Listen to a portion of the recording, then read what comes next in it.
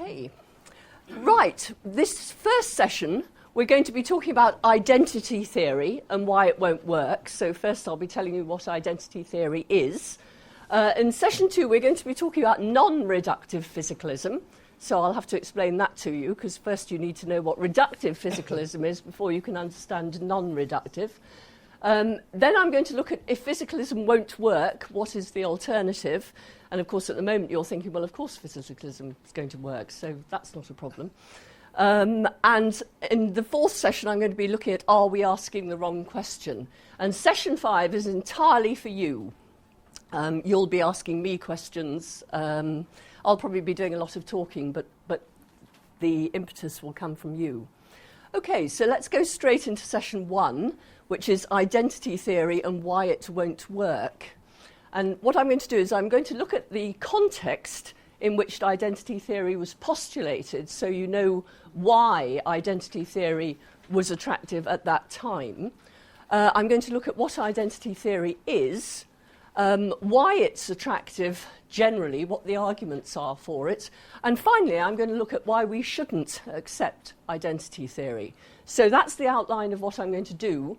Let's get straight on and do it. Okay, looking at the context of identity theory, you might recognise this chap. If not, you might have heard of him. René Descartes, in the mid-1600s and right up until the early 1900s, his theory, Cartesian dualism, was the in-theory of mind. Cartesian dualism holds that there's a real distinction between mental states and physical states. And actually, this was a very serious distinction because he actually thought they were different substances, that the physical world is a substance like this, whereas the mental world is a completely different substance. Interesting question.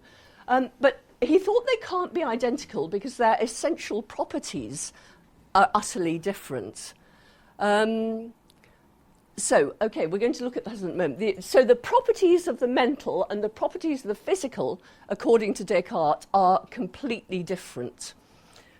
Well, okay, let's think about that. Let's just look. Descartes believed that the essence of the mind, in other words, the properties essential to the mind, were various forms of thinking. Okay, so what do you think various forms of thinking might be? Can you think of different forms of thinking? Different ways in which you might think, or different thoughts that you might have, different sorts of thoughts? Problem solving? Sorry? Problem solving? Certainly problem solving would involve thinking, wouldn't it? Yes. The emotions. Emotions, whether emotions are thoughts, I'm less sure about that. I would have thought that the essence of emotions might be to have some quality. So to love someone, there's something it's like, isn't it? Isn't there, to love someone? There's something, being angry, there's something it's like to be angry.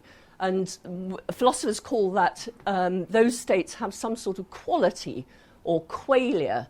There's something that it feels like to have them. Deduction is a different way of thinking, that's right, rather than a different sort of thought. But imagination would be one way of thinking. Actually, for Descartes, that was a bit of a technical term. He wouldn't have thought imagination was a matter for the mind at all. But I'm going to put that on one side because I can see why you think it is, and I don't think we need to go into it. You're thinking of different contents of thought, and several of you are, and that's perfectly reasonable. Planning, you're another one who's thinking of the same sort of thing? I was thinking intending. Intending would be one sort of thought, wouldn't it? So when you intend to do something, that's a very specific sort of thought you're having. Wishing? Rational thought. All thought is rational. It really is, yes. I'll come back to that in a minute. You might be surprised by that, but actually let me quickly explain. The fact is that you can be irrational in your thinking, but irrationality is a failure within the house of reason. You can't be irrational unless you can be rational.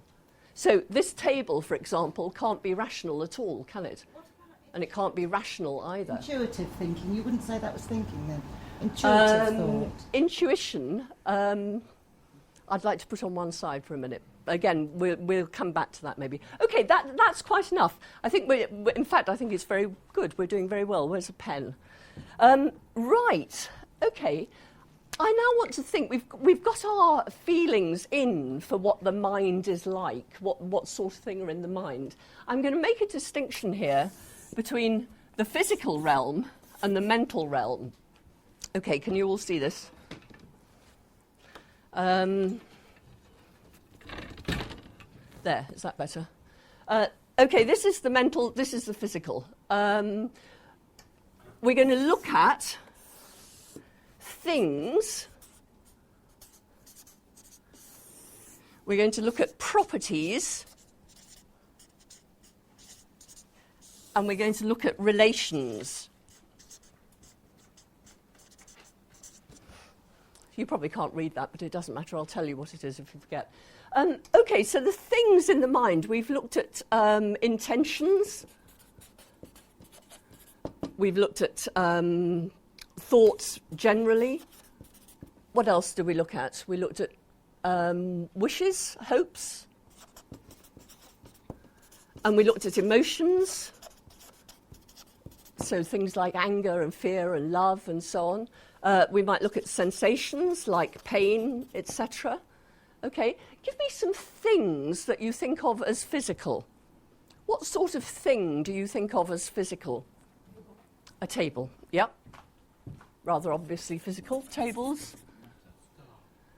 Matter is physicality, so I won't put that in. A star, I think we'll put in. Yeah, a star is physical. People? Well, can I say human bodies?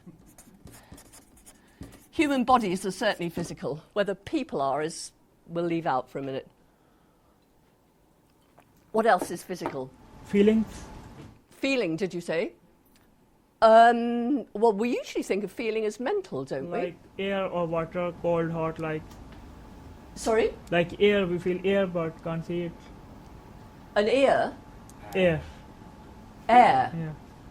Yeah. Ah, air is physical, yes. Okay. It is. You had sensation. Sensation is on that side, so pain and tickles. Well, okay, if I kick you, and I wouldn't dream of kicking you, Susie, but if I kicked you, I would cause damage to your tissue, and you would feel pain. We usually consider the tissue damage as physical, but the pain is mental, and it's the pain that's the sensation. You say you feel the tissue damage, but actually what you feel is the pain caused by the tissue damage. So some people who've had a leg amputated will continue to feel pain. They'll even continue to feel it in their leg. But as they have no leg, this isn't the case. We know it isn't the case. Okay, anything else that's physical? Can we have a few more? Molecules? Well, all these things are made up of molecules. Molecules are certainly physical, but I'm thinking of more straightforward things like pens. I mean, molecules we can certainly put in there. Pens? Thank you. Who said that? Go to the top of the class. David Partridge. I just learnt his name. Okay, those are some things, some of which are mental, some of which are physical. But what about properties of these things? Let's start with the easy ones. Give me some properties of physical things. Hardness, okay. What did you say? Entity? Density, okay. Shape? Weight? It can be apprehended by your senses. Yeah, well, it's shapes that can be... apprehension is a mental thing, not a physical thing, isn't it? So this give me something square, somebody. Well, actually, don't bother. There's something blue will do. Okay, this chair is blue, and I apprehend its blueness. I perceive that it's blue. The perception is a mental state. The blueness of the chair is a physical state. Okay? Thank you. Well done. Colour is a physical property. Yeah. Anything else? Extension, solidity. Extension means solidity. So if there's something physical, it'll take up space, won't it, in some form or other. It'll be three-dimensional. Even air is three-dimensional in that you can't, if it's there, you can't go into it. The same place. Temperature, yeah. That's an interesting one, actually. I forgot to put extension in. Temperature is an interesting one because there's the temperature of the table, say, or the radiator, and there's the feeling of heat when I touch it. Do you see what I mean? So there's the feeling of heat, but the temperature of the radiator. Okay, what about properties of the mind? So what sort of properties do thoughts have? So like you can say that pen is hard, or that table weighs a lot, or that chair is blue. When you say that belief is... Frightening? That belief is frightening. Credible. Okay, I'm going to put frightening in because I want to think about it. Credible, did somebody say? If it's a belief, it would... I mean, credible means believable, doesn't it?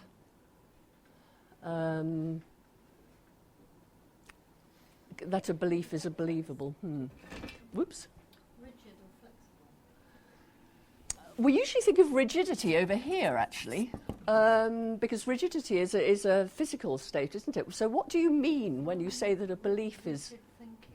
Yes, we do say that, don't we? Rigid thinking and there's And what is rigid thinking? Because we don't mean it's rigid like that, do we? It means it's kind of a bit stuck and fixed and doesn't move so much, whereas I was thinking flexible. Stuck in what? What is... I mean, finish... let's come back to that, because I think we can come back to that. Intensity? A belief can be intense. There are some much simpler things beliefs can be. Sad or happy. What about true? Don't we think of beliefs as true? Or false? Erotic, yes. We're thinking of properties of thoughts at the moment. We're not thinking logical. Okay, we'll put logical in there. Actually, I won't put logical in there, and I'll tell you why in a minute. Sorry? Calm. Okay, serene. Okay. Rambling. It's very interesting. You're going for a lot of interesting things. You'd obviously all make good creative writers here. I'm going to put justified in, because we think of thoughts as more or less justified, don't we? So you wouldn't say of a chair that it could be justified, or of a glass that it could be justified, but thoughts can be justified, can't they? So is that belief of yours justified or not? Are they always verbal? They're certainly not always verbal. They may be always verbalisable, but they're certainly not always verbal, because I dare say you have thoughts to which you don't give voice. I do, every now and again. So truth and falsehood. I wanted to somehow get clear in my mind why the word, say, compelling would not be on your list. I think compelling could be on the list, but I suspect that compelling actually means justified. What makes a thought compelling? And what is it for a thought to be compelling? It's valid. And by that do you mean true? Whether it's logical, whether it's consistent with the thought. Okay, I'll tell you what, let's move on to relations, because rational relations come in the relations section. So physical things can be causally related, can't they? So a pen's rolling off the table, my pushing the pen can be causally related to the pen's falling off the table. Causal relations. There are temporal relations in the physical world. One event is before another. There are also temporal relations in the mental world. And there are also causal relations in the mental world. One thought can cause another. But notice with thoughts, that's often a malfunction of a thought. what you want with thoughts is the rational relation between them. You want one thought to be a reason for another. If one thought causes another, well, let's look at wishful thinking. Here, my desire for something, that my husband isn't having an affair, for example, causes my belief that he isn't having an affair. Now, notice that there isn't any rational relation between that desire and that belief. There's simply a causal relation. And that's a malfunction in mind, isn't it? We don't think that the desire is a good reason for the belief at all. So there is causation in the mind, but let's put a question mark there just to show that perhaps we wish there weren't. We want it to be rational rather than causal. So those of you who say thoughts are logical, yes, indeed.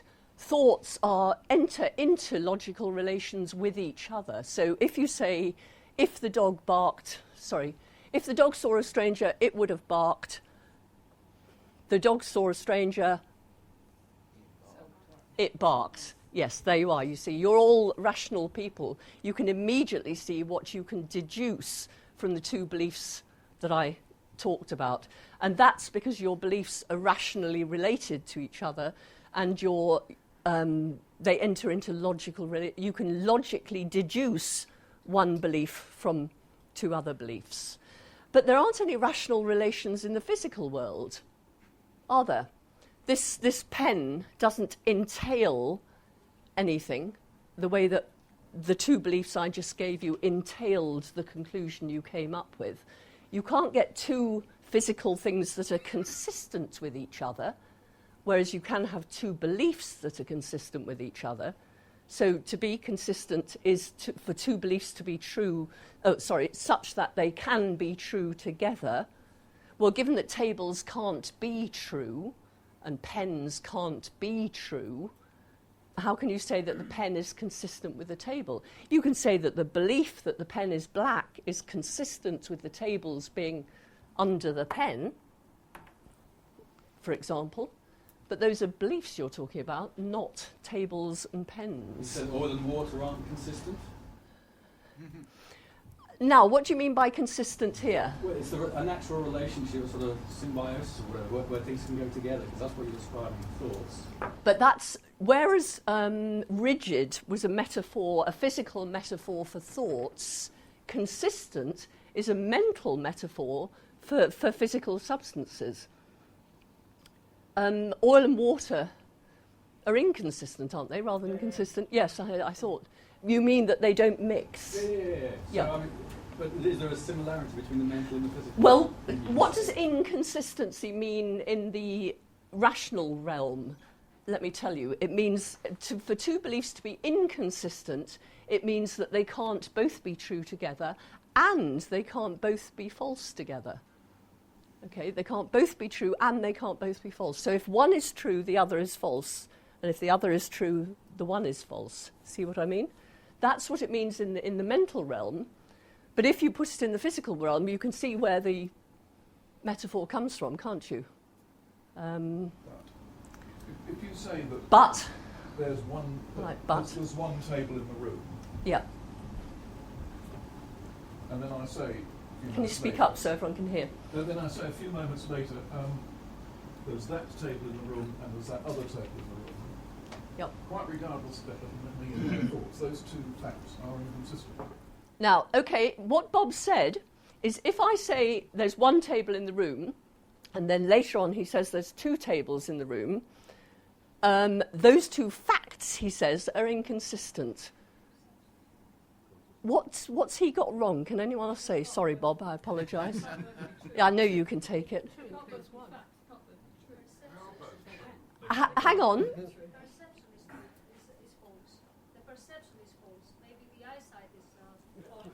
I love this because it's such an easy one to deal with. I'm going to run out of flip chart here, which is going to be very frustrating. Bob said, if I say there are two tables in the room,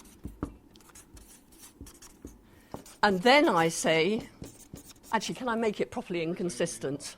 There is only one table in the room. Okay, these two facts are inconsistent. Okay, is that what you said, Bob? Yes. Okay. What do statements like that express? If you say there are two tables in the room, what are you expressing? Your belief that there are two tables in the room, right? If you say there's only one table in the room, what are you expressing? Your belief that there's one table in the room. Is the belief there are two tables in the room inconsistent with there is only one table in the room? Yep. Those two beliefs are inconsistent, therefore. The two statements are inconsistent. The facts are only inconsistent by extension, if you see what I mean. Those two facts couldn't both obtain. It couldn't both be true, your belief that there's one table in the room and that there are two tables in the room. Do you see, there are different levels. There's the level of... I'm going to run out of... no, I'm not. There's a whole other one there. Okay, there's the level of... God, this thumb is still suffering from the accident. I had an accident in which I broke my thumb, and that was over a year ago, and I still can't turn pages. There's the level of the world, if we like. There's the level of thought, and there's the level of language. So there's the property of redness. There's the thought, the concept, if you like, is red, and then there's the word, is red. That's a predicate. Okay, you can say red has three letters. You can't say of the concept because concepts don't have letters. And you can't say that of the colour because colours don't have letters either. You with me? Okay. This you can say it's a colour. But you can't say of a concept that it is a colour. It isn't, it's a concept. And you can't say of a word that it is a colour either. Do you see what I mean? These three levels have to be kept separate in your thinking the whole time, because if you slide from thinking I'm saying this, and you get confused between what it is you're saying and what it is you're saying it's of, or between the world that you picture and your picture of the world, it's very easy to get confused. Do you see what I mean? We're trying to keep these three levels separate. And what Bob was doing there was sliding from what he could say, and in doing so express his beliefs, and to what he was saying it about. It's not the facts that are inconsistent, it's the beliefs that are inconsistent, or the sentences that express them. If you took away the word only, then Bob said only, and one person said there's one table in the room and another person said there are two tables in the room. Both of those facts are true. They're different, but they are both true. Both of the sentences are true. Both the sentences. Maybe, yeah. Because they're saying I believe. Yeah. But the two imposes the one. I'm sorry, the two, say them again. What are the two sentences? One person said, Bob said, there is a table, there's one table in the room, and Colin said there are two tables in the room.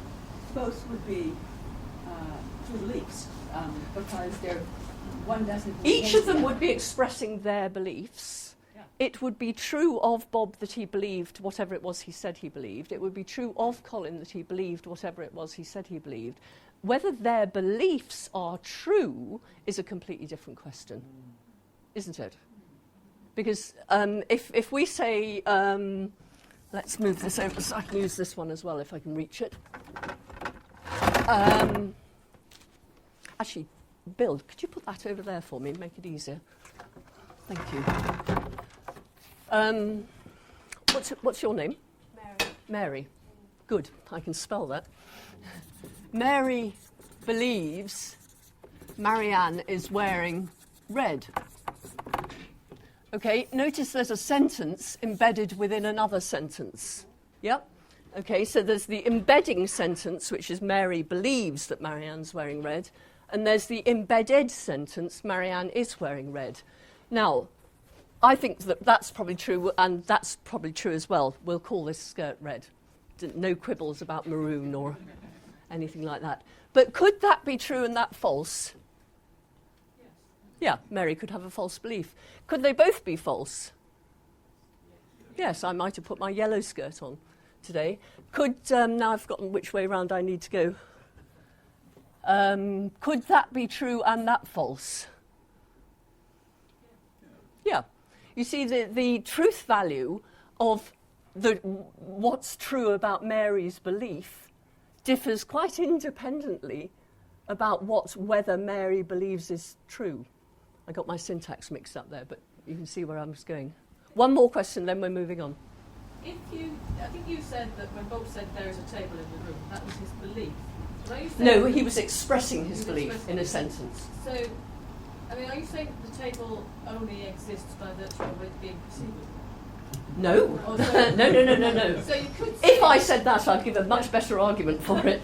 yeah. So No. you could say that the table is in the room is a statement of fact.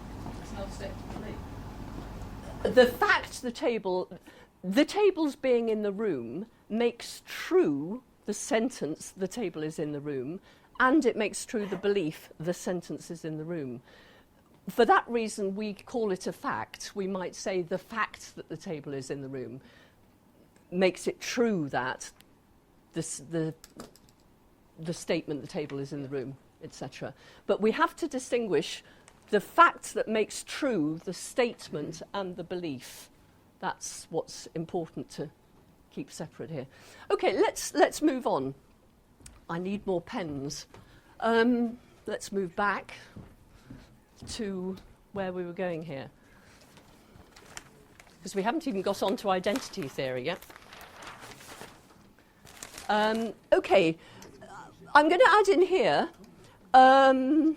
we had all sorts of other things, threatening, compelling, which I believe was a sort of justification and so on. What I want to point out is how very, very... Oh, there's something we've left out here. Bill, you did say spatial, didn't you? Well, I read your thoughts then.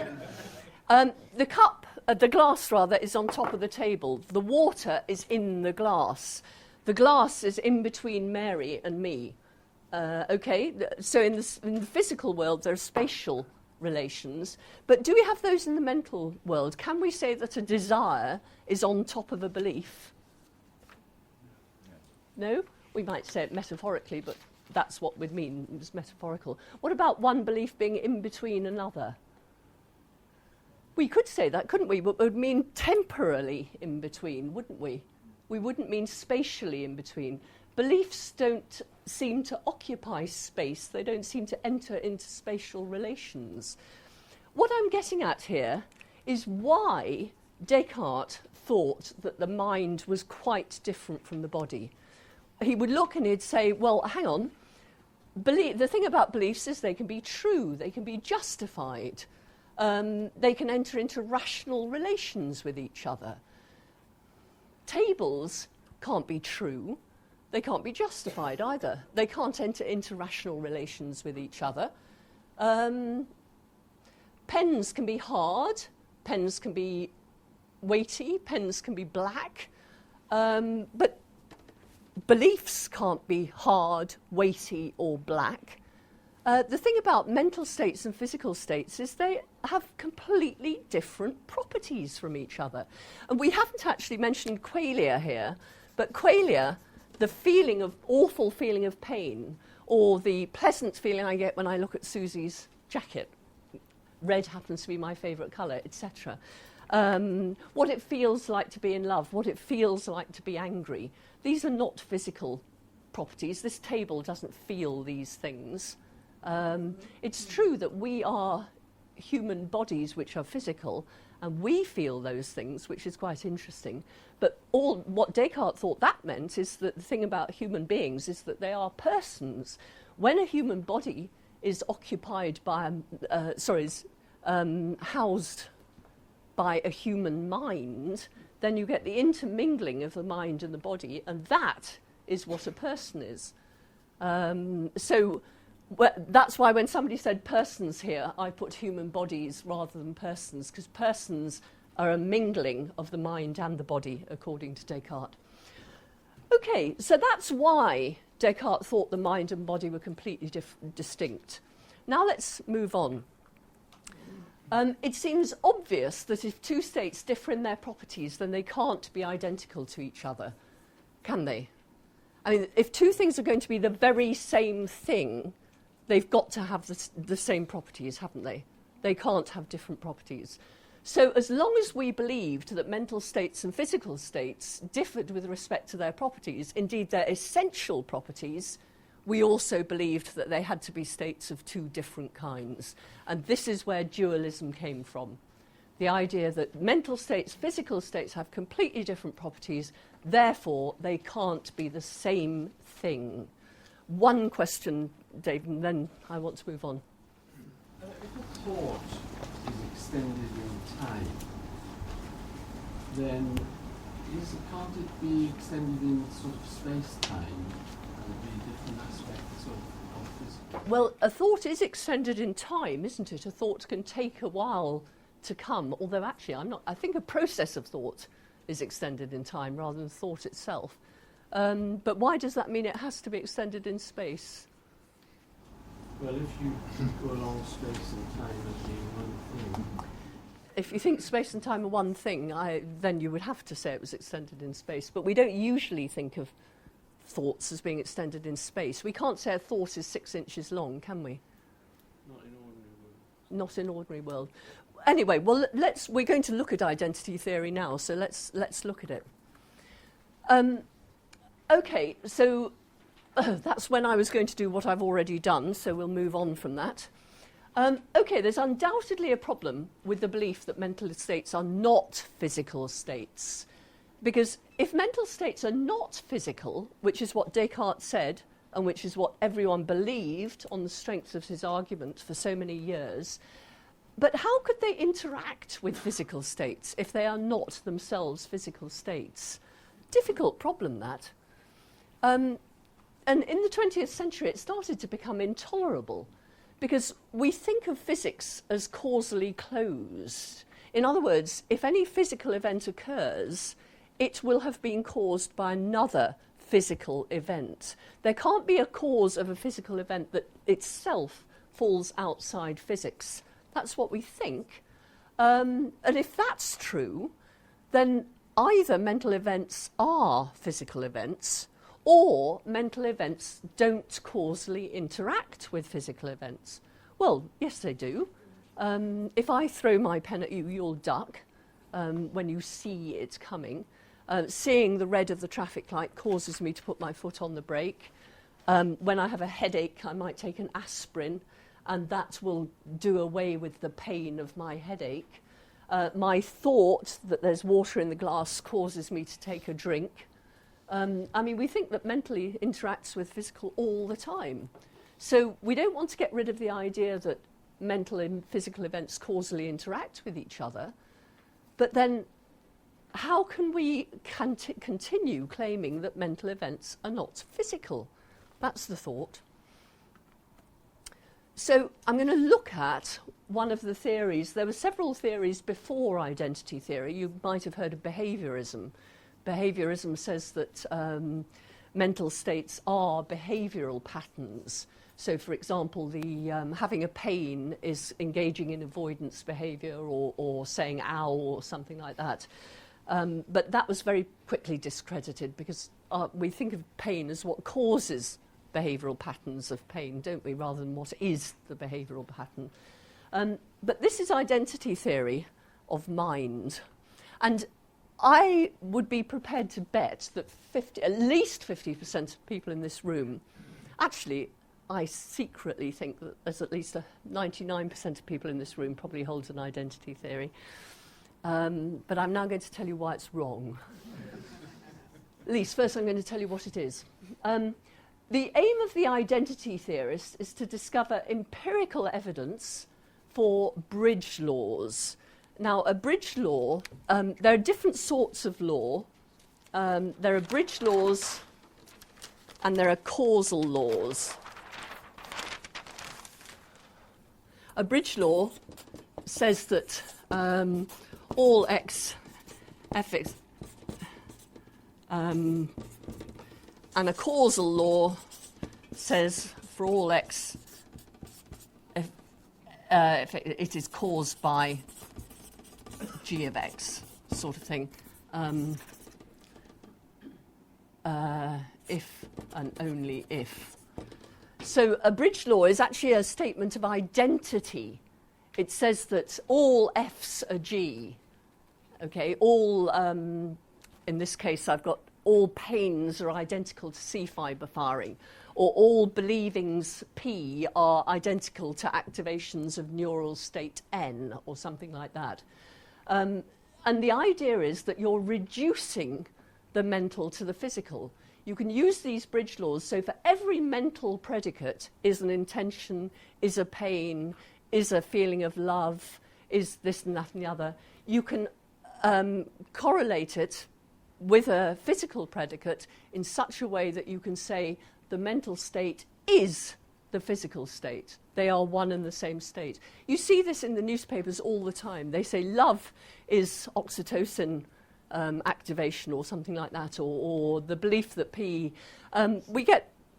I mean, you'll see, I think we're going... I just want to say here that I'm talking about non-reductive physicalism later. So identity theory is reductive physicalism because it uses these bridge laws to reduce the mental to the physical. And the idea is that anything you could say about mental states, you could translate, if you like, into physical statements by means of these bridge laws. So if all pains are the same thing as a C fibre, if there's no pain that isn't a C fibre firing, anything you could say using the word pain, you could also say using the word C fibre firing, if you like. They are ontologically the same thing. And it's important to note here that the notion of identity being used is that of numerical identity, not qualitative identity. What do I mean by that? If we say two dresses are identical, we mean that the dresses are alike in their qualities, don't we? But they're still two dresses. These dresses are qualitatively identical, okay? But when we say that Hesperus is identical to phosphorus, we mean that the planet named by the name Hesperus is the very same planet as that named by phosphorus. They're both the planet Venus, and here it is. So we're talking here about numerical identity. We're talking here about qualitative identity. And when we're talking about psychophysical identity theory, we're also talking about numerical identity. So two dresses are qualitatively identical. Hesperus is numerically identical to phosphorus. And identity theory believes that mental state types, like pains, because pain is a type of mental state, is identical numerically to physical state types, such as C fibre firing, or in the case of the belief that P, neural state N. One question, well, two questions, I think. Are you inferring... Implying. Sorry, can you have something numerically identical, but with not qualitatively? And I would say you probably can. Phosphorus and Hesperus have different qualities, one single and one single. Well, we're not talking about yet whether numerically identical things could have qualitatively different properties. All I want to do at the moment is distinguish numerical identity from qualitative identity. Any other questions about this distinction that I'm making here, which is actually very important for understanding? Okay, overcoming, well, again, this is clarification for me, but I see correlation when I think in those terms. That's not what's being stated, is it? This is it. The claim being made is that it is a much stronger claim than a claim that the mental states are correlated with physical states. The claim is that mental states are the very same thing as So it's a hugely strong claim. You're quite right to distinguish the claim A and B are correlated from A is numerically identical to B, because those are two quite different claims, aren't they? Is the qualitative and numerical one the same as saying objective and subjective? No, definitely not. Oh, so the numerical is just stronger. It's identical, completely identical, whereas the qualitative it's kind of like it's similar. No, qualitative identical is more than kind of like it. It would have to be identical in its qualities, but not the very same thing. So, again, going back to the two dresses, these two dresses are identical in various qualities, not all their qualities, because they're not in the same place, etc., which gives you a hint for where we're going. They're qualitatively identical, but they're not. What are those dresses missing that makes them not numerically identical? They're not the same dresses. They're different dresses. Yeah. If you have two things, they cannot be the same thing, can they? All right, so... I don't think I understand bridge laws. Where do they come from? Bridge law, well, actually, if you wait, I think I'll answer that question. So, okay, are you happy with the difference between qualitative and... Was that another question at the back? Nope? Okay, let's move on. So identity theory is the claim that mental state types, like pains, are identical to physical state types, like C fibres, or beliefs that P are identical to neural state N. Okay, that's what identity theory is, and if you think you're happy with what it is, I'm going to go on to why we might believe it, and later on why we might not believe it. Well, this might be Yep. suddenly confused. How can a type be numerically identical to another type? Does this mean any individual pain is the same as a C fibre? This is useless because this is finished. And I can't even... Yes, I can turn it over. Bill, could you help me? Actually, no, don't worry, because I can do it myself by the look of it.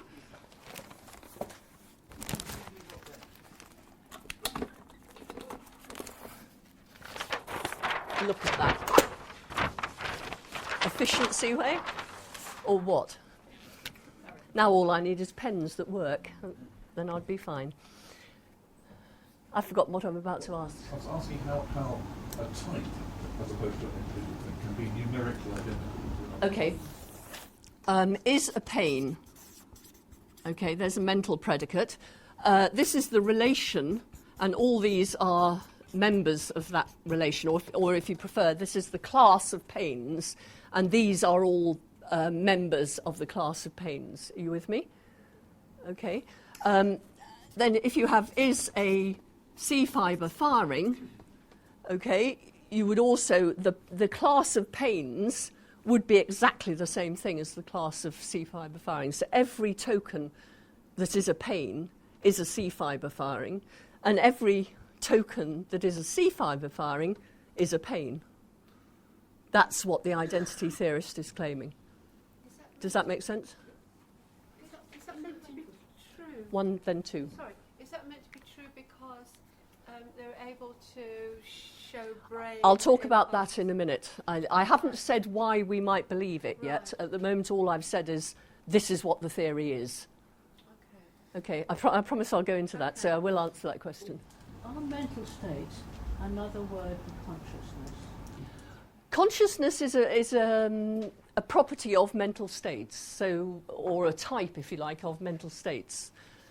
So anyone who has mental states is usually will be thought of as somebody who is conscious. What is it you're conscious of? Your beliefs, your desires, your hopes, your fears, your pains, your sensations.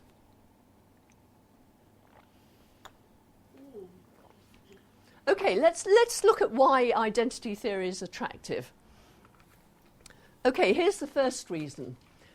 Some of our behaviours seem straightforwardly to be a function of events in our environment. What's your name? Wearing the purple T-shirt. Me. Yep. Julie. If I throw my pen at Julie, she'll duck. If I throw it hard enough and she sees it coming, she'll duck. And her ducking seems to be straightforwardly a function of the fact that my pen's coming towards her. Others are explicable only on the assumption that they're a function of the way the world appears to us. So imagine that I'm drinking my water, as you've seen me do several times, and then I put it here, and it crashes to the floor. Okay, how would you explain that?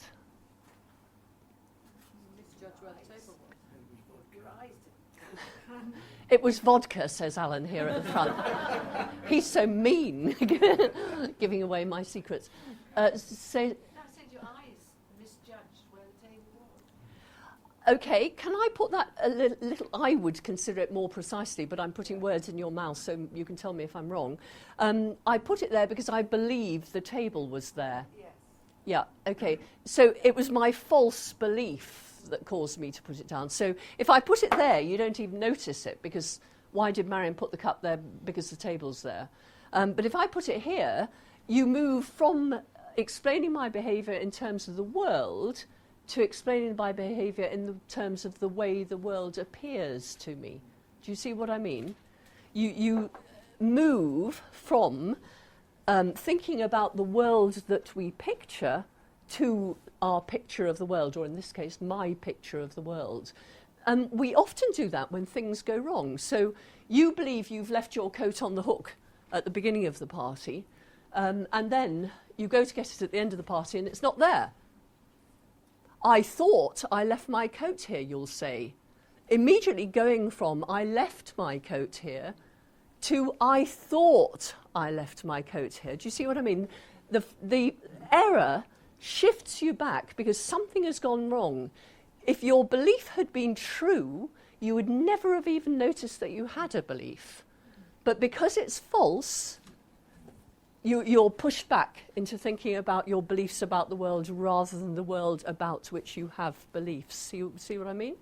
So we need to appeal to beliefs when something goes wrong, okay? But hypothesis, how do we explain this? Well, inside our heads, there's something that causes me to put my glass down on the table. Okay, it's the belief that the table is there. Now, sometimes that belief is true, the table is there, in which case you don't even notice it. Sometimes that belief is false, and you do notice it.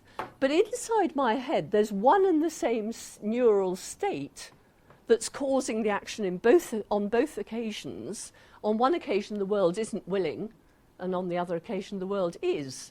But there's something in my head that is both it is the case that P and it appears to be the case that P state. Do you see what I mean? So, if you going had back to the left coat, it there and somebody moved it, my belief would still be, well, how would you rationalise that? Because you had left it there and you believed you left it. Okay. You were right. But did you here I believe come, by I somebody move else? up and I put my coat here. You don't And somebody else does. in the meantime, Bill moves my coat. Go on. just do it, will you? Okay, so I continue to believe that my coat is there, don't I? And then I go round and, Now, I might express, I could say, I believe I left my coat there, which would be a true belief, or I believed my coat was there, or is there, which would be a false belief. So it doesn't, now he's going through my pockets. So do you see what I mean? As long as you get the content of the belief right, you can track it through, but it doesn't matter how you do it. If the belief is false, and you believe something's true and it turns out to be false, you'll be immediately pushed back into, I'm going to draw you another picture. This is why I need so many flip charts. And this is,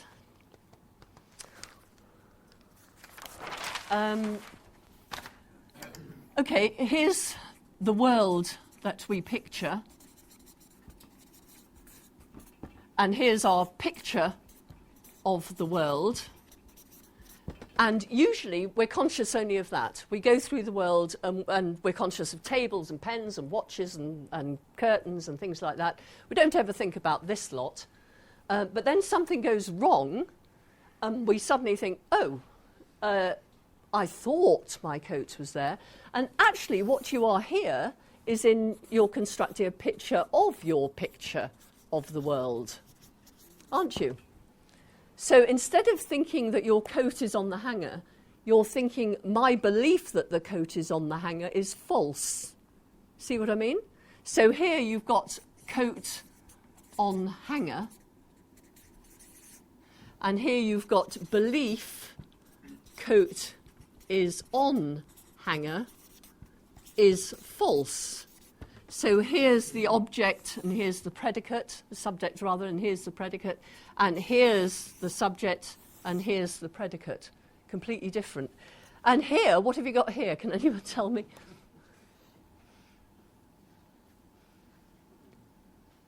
Well, actually, no, don't bother about that. It's just getting too complicated, and I can see cans of worms coming up in front of me.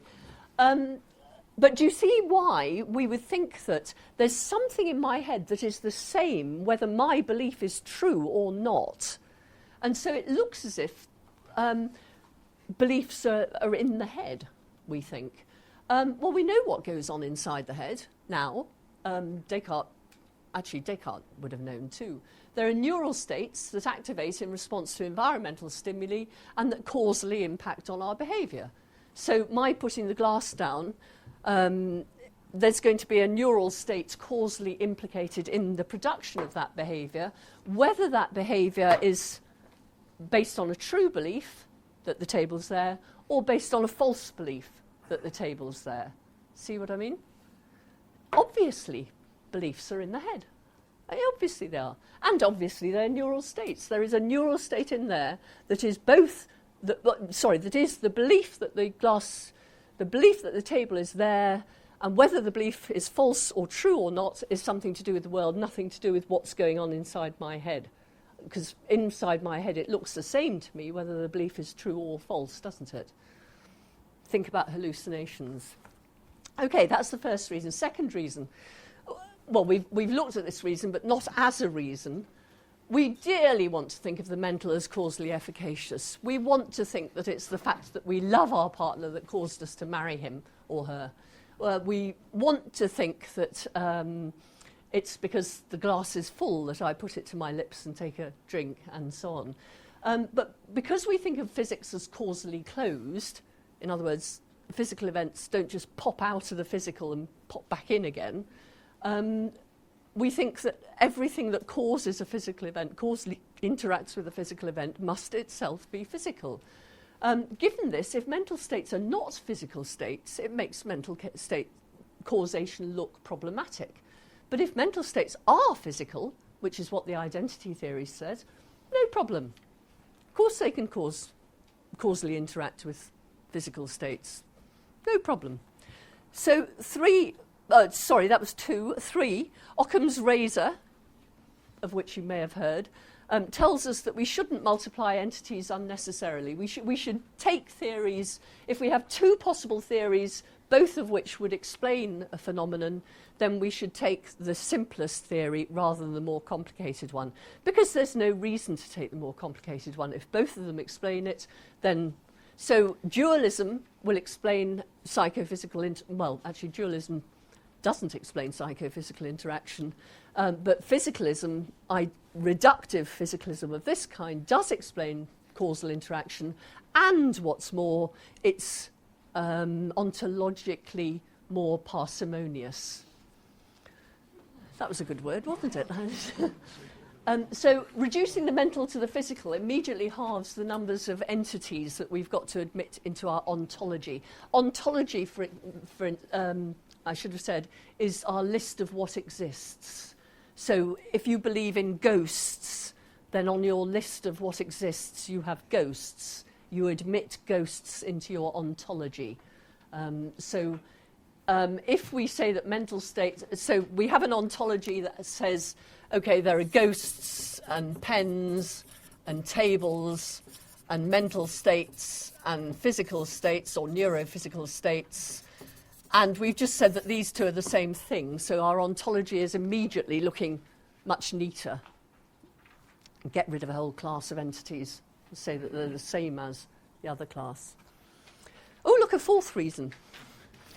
Okay, the fourth reason is that science, and this is the one that, this is the reason why you are all identity theorists in my guess is that you're all identity theorists. Science appears to have already found correlations of precisely the sort that we'd expect if mental states are physical states.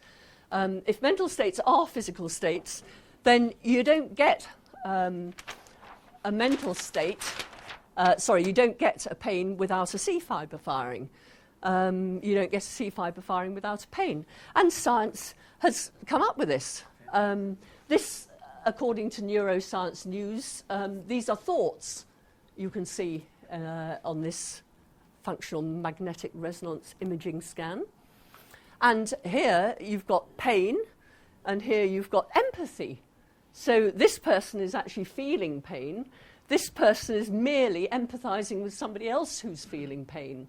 So here you've got the so-called mirror neurons. Sorry, there's a forest of hands that went up then. Under reason 4, you said science appears to have already found many correlations. Mm-hmm. And previously you said that bridge laws were stronger than correlations. Bridge laws go further than correlations, that's right. Bridge laws say that A is identical to B. But what is your evidence for saying that A is identical to B? Often, not always.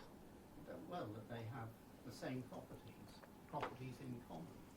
That they have properties in common? What else might you? And correlations are quite good. In science, correlations are a very good thing to point to. I mean, it's certainly the case you wouldn't get identity without correlation, but you're absolutely right to think that correlation isn't sufficient for identity. Whatever test you apply to one should apply to the other. Should produce a similar result.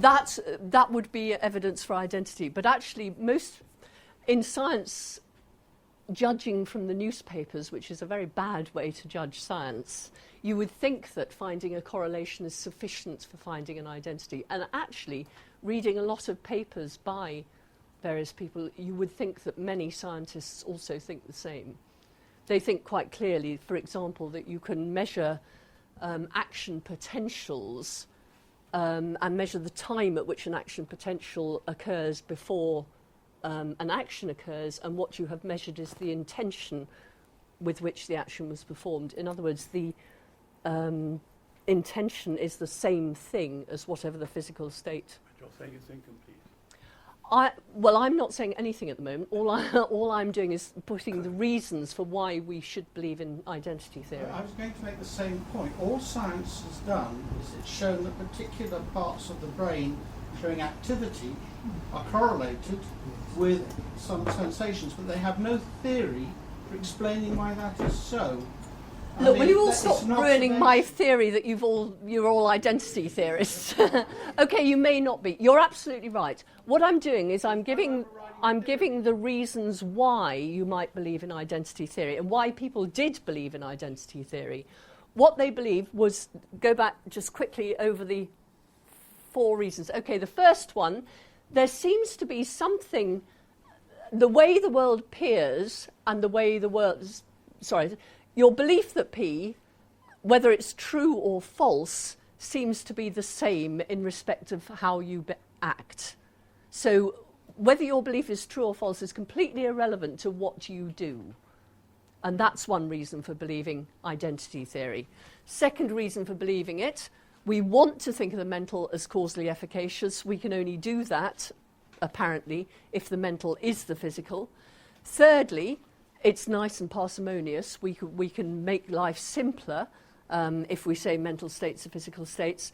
And fourthly, and this is the one that most people will cite when they say that they are identity theorists, science has already found the correlations we'd expect if identity theory was true. And we would expect these correlations if identity theory was true. And what you're giving voice to is whether finding these correlations is a sufficient reason for thinking that the mental is identical.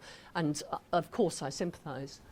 It seems that identity theory is much more dynamic than the teaching dualism, and in that we're really not talking about things as they are, that exist, but how they are behaving.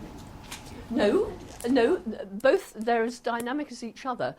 The reason I'm bringing behaviour into it is we think of both brain states and mental states as causally implicated in the production of behaviour, don't we? So none of you would want to deny that when I put my glass on the table, there was something going on in my brain that was causally implicated in my putting the glass on the table. I suspect you also wouldn't want to deny that there's my belief that I'm putting the glass on the table is causally implicated in my putting the glass on the table. So in both cases, behaviour is what neural states and mental states explain. That's why behaviour came into it. But I was saying Descartes didn't seem to be talking so much about behaviour. Descartes would have talked as much about behaviour. I mean, I've only given you sort of 5-minute introduction to Descartes. If you read him, you would see he talks quite a lot about behaviour. Yeah. Okay, right. I've done that, and I've done that. So we've got both philosophical and scientific reasons for embracing identity theory. And what I'm going to look at now is why we should reject it, why identity theory is false. Even though we've got all those reasons for believing it, there are better reasons for rejecting it. Goodness, I'm going to do Kripke in 20 minutes with questions from you. All right. Identity theory was suggested in the 1950s and the early 60s, but in the early 70s it was blown out of the water by a logician called Saul Kripke, and I think he looks like the nicest man you could ever hope to meet, doesn't he? It was one of the shortest-lived theories ever in philosophy, perhaps even slightly shorter than behaviourism. But here's why. Now, get your thinking caps on because you're going to do some logic. Okay, here's the argument. Premise 1, numerical identity is a logically necessary relation. If A is numerically identical to B, then A is numerically identical to B in every possible world. Okay, I'll explain all this in a minute, but let me just read it out. Premise 2 tells us that, logic tells us that the relation between the mental and the physical states isn't a logically necessary relation. There may be a correlation, but the correlation isn't a logically necessary relation, and identity is. The conclusion is that the relation between mental and physical states, whatever else it might be, isn't that of numerical identity. Now, this argument is valid. By that I mean if the premises are true, the conclusion must be true. Okay? If it's valid, and it is, believe me, the only way we can question it is by questioning one or other of the premises. Okay? Does everyone want to agree with me that this argument is a valid argument? Does anyone want to dispute that? No? What a shame. But you're absolutely right. It is a valid argument. You can't dispute it. So the only way we can question that conclusion is by questioning one or other premise of this argument. So let's have a look at those now. Okay, why should we believe premise 1, that numerical identity is a logically necessary relation? It's a law of logic that everything is numerically identical to itself. It's the famous law of identity, A equals A.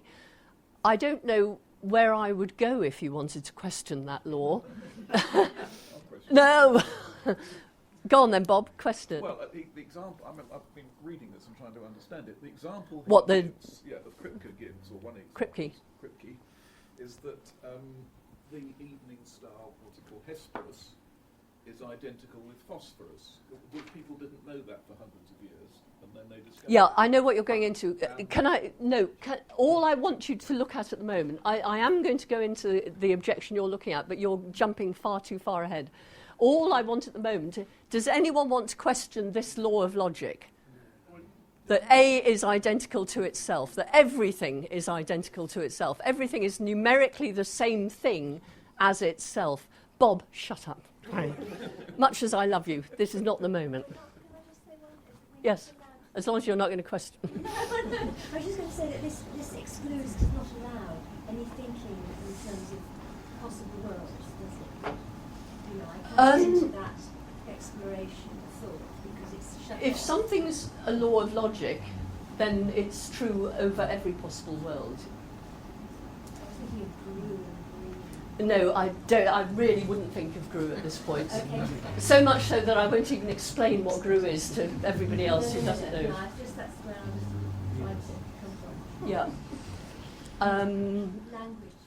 If we had an hour, I might try and recreate your thought and see where you were going wrong, but we don't have an hour. I think I've wandered into the advanced class, surely. No, well, exactly, which is why we're just not going there. So, but do you accept that? I do, yes. Jolly good. Okay, you're quite right to do so. Okay, so we're going to. So premise one is okay. We're not going to question premise one because it's a law. It's a straightforward law of logic. By an all possible world.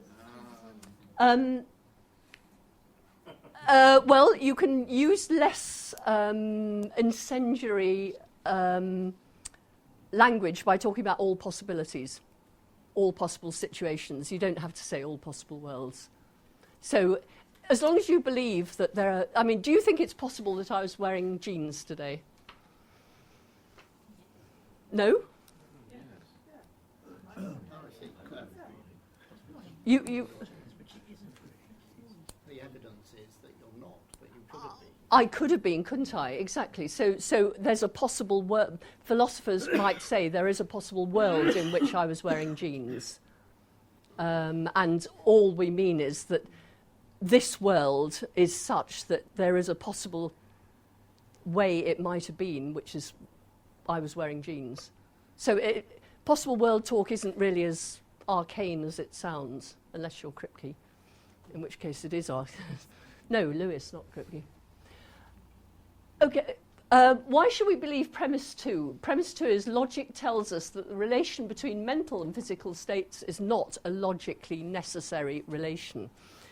Well, what do you think our reason for believing that is?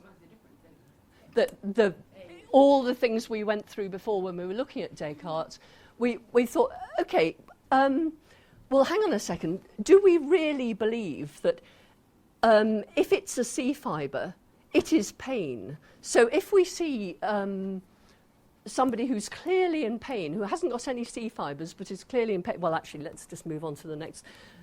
Oh, this is an explanation for the last one. Leibniz law, the indiscernibility of identicals, tells us that if A is numerically identical to B, then any property that A has will also be a property that B has. No, we've got to relativise this to time. I mean, I had properties when I was a baby that I don't have now. But if you relativise it to time, if anything is identical to me, then if I have a property, that thing is going to have the same property, isn't it? How could it not if it's the same thing as me? I'm not going to talk about Cambridge changes, if you don't mind. A Cambridge change... You were talking about Cambridge changes. No, okay, I'm not going to talk about them. Right. Leibniz law tells us that if pain states are numerically identical to C fibre firings and beliefs that P to neural state ends, then any property possessed by a pain will also be a property possessed by a C fibre firing. And any property possessed by a belief that P is also going to be a property possessed by neural state N. Can you see that? You wouldn't want to question that, would you? This means that if pains are identical, numerically identical to C fibre firings and beliefs that P to neural states ends, then there couldn't be anything with the property of being a pain that doesn't have the physical properties of being C fibre firing, nor could there be anything that is a C fibre firing that isn't also a pain, and ditto with neural state N. So it would be simply impossible, logically impossible, for there to be a pain state that isn't a CFF or a belief that P that isn't a neural state N. Logically impossible. it might be logically impossible, but surely in neurophysiology you can stimulate a C fiber and get it to fire, and you can have the patient unconscious, or you can anesthetize Yes, the function. that So actually you can is get a just. firing of a C You fiber would have a without- pain if so the that's a person possible was. world. Oh yes, I see what you mean. Okay, but actually there are more. Sorry, that's interesting, but there are more interesting ones. Here we go. We've got good empirical reason to believe even this is a world in which there are pains that are not C fibre firings. Do you believe dogs can have pains? Yeah? Well, dogs don't have C fibres. In which case, how can... How... Have some other fibre. Maybe they do, but if pains are C fibre firing, then you cannot have a pain that isn't... let me finish. You can't have a pain that... But that's pain in humans. We're talking about pain in humans. We're not talking about pain in dogs. We could say that, but I'll come on to that in a minute. The fact is, do you agree with me that if we say pain is C fibre firing, pain is numerically identical to C fibre firing? So if you get a pain, then you get a C fibre firing, then you cannot have a pain without a C fibre. Do you accept that? Yeah. Okay. Now, we see immediately that this has got to be wrong, because there are dogs that have pains but that don't have C fibres. Okay, well, you know, we can get round this, surely. We can relativise it. We can say that pain is C fibre firing in a human being, not in a dog. Okay, is that what you want to say?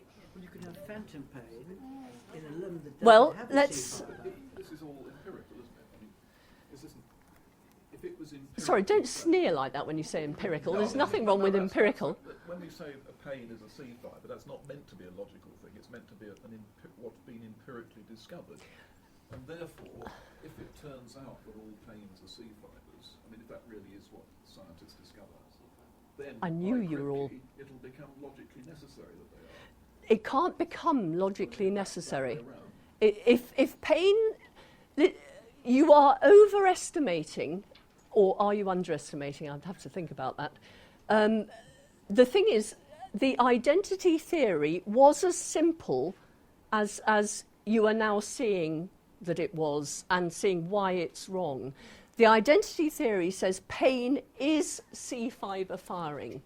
The reason it can't be is because there's empirical reason to think that there are pains that are not C fibre firings, in the fact that there are dogs and other animals that have pains but don't have C fibres firing. And also, if there was an alien, a Martian, who seemed to be intelligent, who came along and said, you know, well, how did you make this spaceship? Pretty, you know, good stuff this is. Goes very fast, goes faster than mine. Oh, my leg, he says. Not leg, he doesn't have legs. My tentacle, thank you.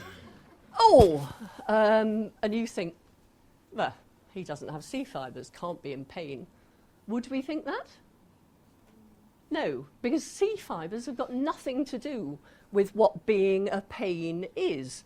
The essential property of being a pain is that it feels awful. The essential property of being a C fibre is that it has a particular shape or pattern of firing or whatever. We just do not believe that pains are numerically identical to C fibre firing.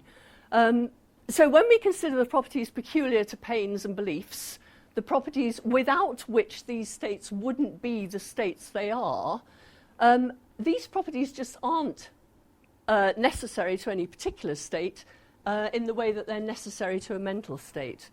And it's simply a fact, empirically established in the case of sensations like pain, that mental states are multiply realisable. In other words, one and the same type of mental state can be correlated with different physical states. Okay, so this might be a C fibre, but this might be a D fibre, and this might be something completely different, neural state W, and this might be a okay, it's also a fact established by conceptual analysis, i.e. logic, that we would attribute beliefs that P to an alien if doing so was the only way to make sense of his behaviour. And we would do this quite irrespective of his physical makeup. Wouldn't matter. I mean, we're wondering whether we should attribute beliefs to computers. Well, computers don't have brains like ours. If we think we even possibly could attribute beliefs to the computer, it's not because they are physically identical to us. And this shows us that identity theory is just a non-starter, absolutely a non-runner. Pains cannot be numerically identical with C fibre firing, and beliefs that P can't be numerically identical with activations of neural state N. Therefore, identity theory is false. And I've now got 10 minutes to look at problems for this argument, so I'm not going to take any questions. I'm just going to take a drink. Okay. It's interesting to note, by the way, that Kripke's argument is an updated and logically grounded version of Descartes' argument. It's exactly the same argument as Descartes', it's just based on a bit more logic. Descartes was also based on logic, but not quite as obviously.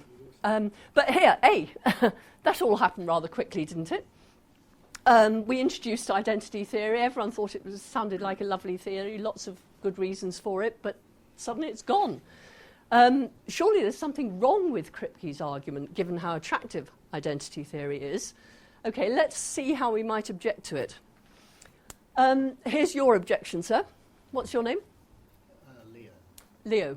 Okay, even if we can't find bridge laws that are entirely general, mightn't we find bridge laws that are species specific? So we can't say pain is the same as C fibre firing, but we can say human pain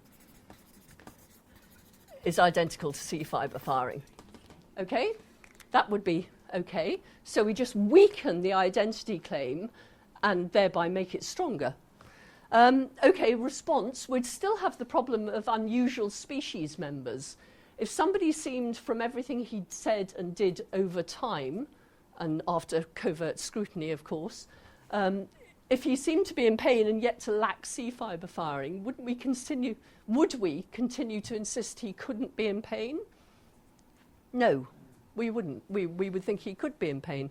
We would be much more likely to go for the idea that the brain can be plastic, that other brain states can take over the function of pain when, for some reason, the C fibre firings are knocked out. We wouldn't insist that our alien couldn't believe P, or even that great apes couldn't believe P.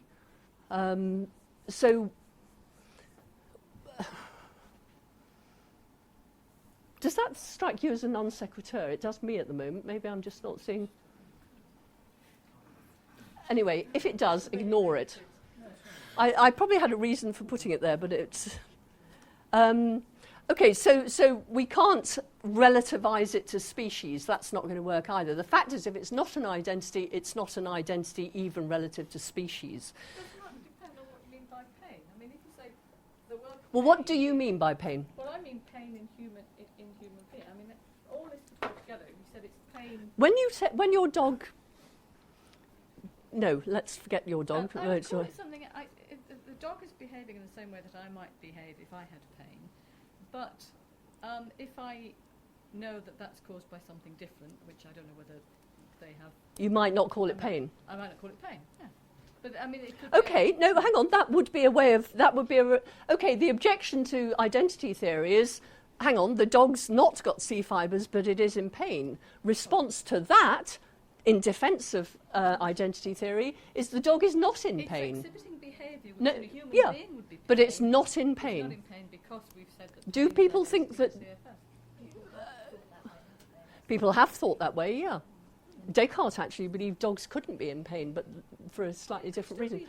Yeah, no, you could save identity theory, if you like, by denying that anything different from a human being can't be... So only human beings can be in pain. Myself, I wouldn't go for that. But I... Well, I think... I'm sorry, but it's... I'm saying it can be... That the non-human being could be just as distressed and it could be terrible. But if we're just talking about whether a theory holds true logically, you could say logically that... Logically, a perfectly good way of responding to Kripke and saving. So let me write it down so that you see I really mean this. You can save identity theory by denying that things without C fibres can feel pain. Yep, you can definitely do that, and that would save. Myself, I would rather reject identity theory, but if you really want to keep identity theory, you can do that instead. Yep. I don't particularly want to. I don't want to. I just No, but logically you could. Yeah, absolutely. I wouldn't want to. How many other people would? Now, if we were talking about something other than pain, I mean, I don't want to think that you know, dogs and aliens and whatever can't feel something which is distressing and awful, but we don't have to call it the same thing as it is. No, we could call it different things. Yeah. Okay, let's move on. I'm sorry. I'm concerned that I haven't yet got to the most important objection, which is this one. We might want to say that the law of identity doesn't always hold. Do you remember when we talked about A is A, and I said you can't even question this? Well, that's a very bad thing for a philosopher to say because, of course, you can question everything. Now, take an identity statement. The Marianne Talbot is the Director of Studies in Philosophy at OUDCE. Is that a true identity statement? Okay. But it's true in this world, but it doesn't hold in every world, does it? There are worlds, or possible situations, if you prefer, where Marianne Talbot is not the Director of Studies in Philosophy at OUDCE, i.e. any world where someone else got the job. Then it wouldn't be true, would it, that Marianne Talbot is the Director of Studies in Philosophy at OUDCE? That's what? That's temporal. I mean, if you were saying is. No, I might never have got the job. It might never have been true that I have, but I might not have done. There is a possible world in which I am not Director of Studies in Philosophy. So that's not the actual world. In the actual world, I am, but in another possible world, I might not be. So as long as you accept that Marianne might not be Director of Studies in Philosophy, you're accepting that this is not a necessary statement. Okay, well then why shouldn't there be worlds in which pain isn't identical to CFF, even though in this world pain is C fibre firing? Okay, why shouldn't there be? Why shouldn't identity statements be contingent in the way the one I'm looking at here is? Here's the response. There are identity statements that are logically necessary, that are contingent. Something's contingent if it's not logically necessary. All of them are flanked by at least one non-rigid designator. God, it's really tough to make you do this logic at this time before your coffee's served. Okay, a non-rigid designator is a designator that names different things in different possible worlds and therefore can't track individuals across possible worlds. A rigid designator, I'll give you an illustration of that in a minute. A rigid designator names the same thing in every possible world and can therefore track individuals across possible worlds. Okay, if we ask, could the Director of Studies in Philosophy be anyone other than Marianne? The answer is clearly yes. And what you do is you track me through other possible worlds, don't you? You think, is there another possible situation in which Marianne, that person, might not have been Director of Studies in Philosophy? Is that what you do? So you use my name to track me through different possible worlds, don't you? And the Director of Studies in Philosophy is a designator, but it's non-rigid. You can't use it to track the same person through different possible worlds because it names different people in different possible worlds. It's a logical fact about designators that they work in these two different ways. This one works simply by description. So if I say, would the gentleman in the yellow shirt please stand up? Yes. Yeah, there you are. There's a gentleman in the yellow shirt. Now, that isn't a necessary description of David, is it?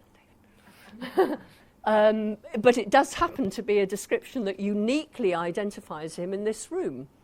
Okay, so it's a designator.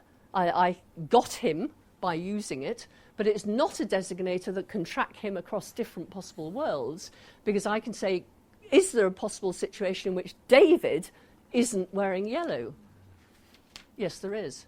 So David is a rigid designator, but the man wearing the yellow shirt is not a rigid designator. See the difference? So